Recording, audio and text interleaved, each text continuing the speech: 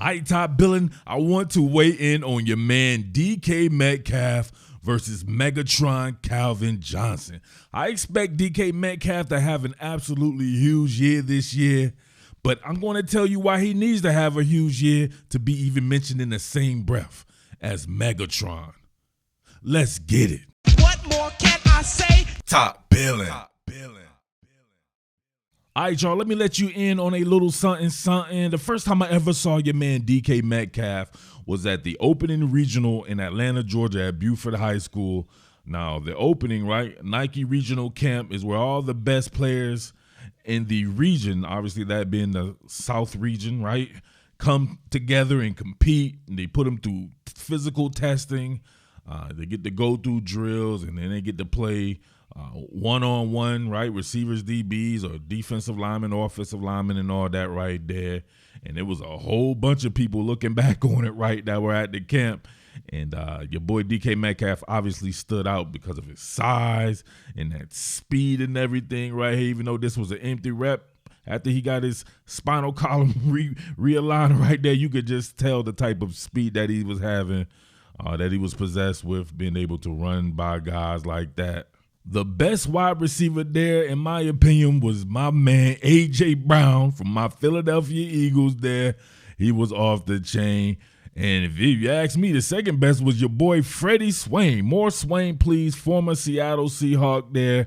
A whole host of cats there. But I just knew your boy DK Metcalf was going to be something special. Although he didn't compete at the same level as a lot of these guys. And there were even guys beyond this that you guys may not know, like Kyle Davis or Josh Baby, who are ranked higher than a DK Metcalf. Obviously, we know DK Metcalf now to be one of the best in the NFL, but I don't believe him to be on the level of a Calvin Megatron Johnson. He's trending that way, but he needs this particular year. Let's look at some statistics here. All right, y'all, real quick, let's look at an overview. You have DK Metcalf at 6'4", 235 pounds. This will be his 5th year in the league, right? That's crazy to think about how fast time flies. This will be his 5th year in the league. He, to his credit, he has 1 Pro Bowl. Calvin Johnson, Hall of Famer, played, I believe, 9 seasons in the NFL, made the Hall of Fame there. 6'5", 237 pounds. The comparisons are there, obviously, right? Similar size. DK Metcalf, I believe, ran a 4.33 at the combine. Calvin Johnson ran a 4.35. Remember, Calvin Johnson wasn't supposed to run. He borrowed someone's spikes and ended up running when he didn't even train for it, didn't want to run or anything like that. And you got to look at this right here. Your man's a 6-time Pro Bowler in those 9 years, 3-time All-Pro, made the Hall of Fame, playing for the damn Detroit Lions, one of the sorriest franchises, period, and definitely sorry during his years there, which probably was one of the reasons why he ended his career prematurely. Let's take a raw stats comparison here. Now, I'm going to go into it even further for Calvin Johnson, because I think there's an aspect of football that a lot of people aren't pointing out that is, to me, majorly in his favor here.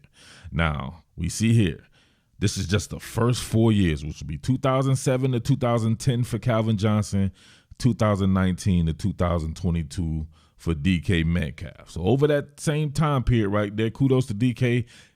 He was healthier. All right, he played in 6 more games. 6 more games, yet he only has 36 more receptions, right? Think about that. And then in playing in 6 more games, he has, roughly about 30 more yards total, right? 30 more yards total, but in 6 more games. So that would mean that Calvin Johnson was probably a little bit more reliable with his hands. You can see here the touchdowns. He had 2 more touchdowns than Calvin Johnson here. They would let Jackson run on the ground with those reverses that he was very good on as well there. But if you can see it right here, man, right? 66 games to 60 here.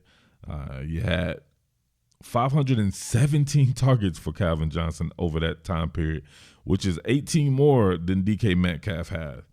And I already talked about the yards and the receptions here. And the touchdowns there, 6 more games. Keep that in mind. And this is from the Detroit Lions. I challenge most of you guys to go back and think about who Calvin Johnson's running mate was. And I challenge you even further, who was throwing him the ball in his first couple of seasons? It was this cat right here, John Kitna. Come on, man. John Kitna was terrible, absolutely terrible. That mama jama right there usually threw more interceptions than touchdowns. To me, he was pretty inaccurate. He's one of these guys that where you look back on it, the amount of chances that I talked about that some of these QBs don't get, right? Like a lot of these guys get thrown away very quickly, like we seen with Malik Willis already down in the Tennessee Titans and stuff like that. Imagine being John Kitna and you got all these chances, right? You played in the NFL 14, 15 years or something like that, right? And you only have 4 more interceptions than touchdowns. 169 touchdowns to 165 interceptions. But he kept getting chance after chance, right? He was a comeback player of the year. I think 2003 or something like that with the Cincinnati Bengals here. We had 26 touchdowns and 15 interceptions. But look, out of the time, 16 touchdowns, 16 interceptions. 12 touchdowns, 22 interceptions. 18 touchdowns, 19 interceptions. He had a 23 and 16, but he was 7 and 8 before that, right? And a lot of this, or a few of these years were with the Seattle Seahawks. So imagine that. And he got to start when he was 25 years old. So he was already pretty much a mature man at that particular point in time. But look at his time with Detroit here. He threw 21 touchdowns and had 22 interceptions. He had more interceptions than touchdowns. Then he had 18 and did 20. He had more interceptions than touchdowns, right? And then 5 and 5 on his way out the door in his last year. I believe he had gotten hurt there. On the other hand, DK Metcalf's first 3 seasons were with the artist formerly known as Seattle starter here, right, who was a 9-time Pro Bowler. 9-time Pro Bowler here. And obviously it does not take a rocket scientist to know that he is not remotely the same type of player as John Kitna right there, right? 308 touchdowns to just 98 interceptions. Look at that. The years, right, DK Metcalf came in 2019, right? Went for 31 touchdowns and 5. I said his name. I was not supposed to say his name on this channel anymore, right? The artist formerly known as, he went for 31 and 5, right? The year before DK Metcalf even got there, he was 35 and 7 with a damn near 66 completion percentage. He was 34 and 11 before that. This man was bona fide already before DK Metcalf got there, a superstar in the league. He had some of the best quarterback play, period. Now, Seattle fans will argue against that and will say that he was overrated and all this and that.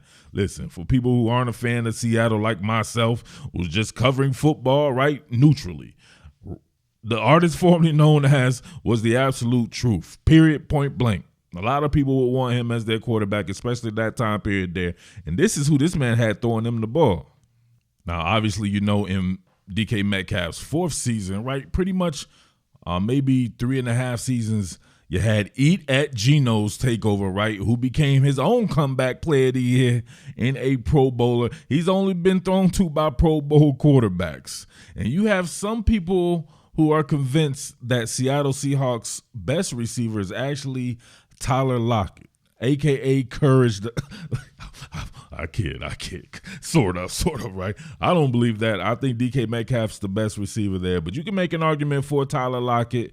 And now they're getting Jackson Smith and Jigba, who's about to destroy it as well, which I believe opens up a lot for DK Metcalf to have a crazy year that could possibly or should probably put him on the level of a Calvin Johnson there.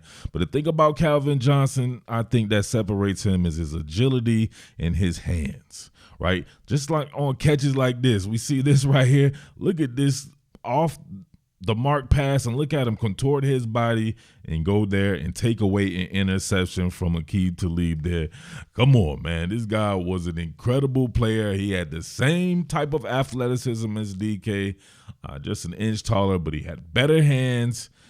He had better route running ability. He was crisper with his routes. And I just think he was a more reliable player out there. But that doesn't mean that DK Metcalf isn't the absolute truth. But I think, as you can see right now, right, they started this when DK was a rookie. 3 years later, only one Pro Bowl appearance, no All-Pro. Calvin Johnson, right? He was already into all that right there. So imagine that. So this could be the year that DK Metcalf starts that trek towards being Megatron. But as of right now, you cannot in good faith say that he is Calvin Johnson. And it was Calvin Johnson's 5th year where he just really became Megatron. So his 5th year right here is 26 years old. At the time, look, he had only made one Pro Bowl as well. So that's 1,681 yards on 96 receptions and 16 touchdowns. He was really Megatron. Obviously, he was Megatron before that. We knew that, right? He had multiple 1,000-yard seasons. And but the next year with 1,900 yards, come on, man. It was that 3-year stretch right there, or it's pretty much this 4-year stretch put him in the Hall of Fame. So DK Metcalf can do that. And obviously that coincided with the rest of his career with Matthew Stafford actually being healthy, right? He had the number 1 overall pick, but the first couple of years that he had him, right, which would have been his 3rd and 4th season, Matthew Stafford played a total of, I believe, 12 games because of injury. So he really didn't even have Matthew Stafford. I think they had Dante Culpepper, right?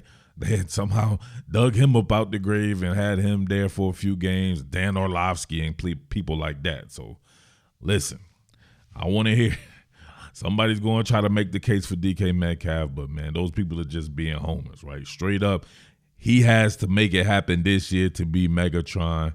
And then if not, I don't know what to tell you. But he is a great talent, and I expect him to have a huge year. So let me know what you think out there, Top Billin. It's your boy, Jersey Murph, a.k.a. the Underground King, doing it real big out here. Season's almost here, baby. It's almost time for training camp. We're going to get it ramped up.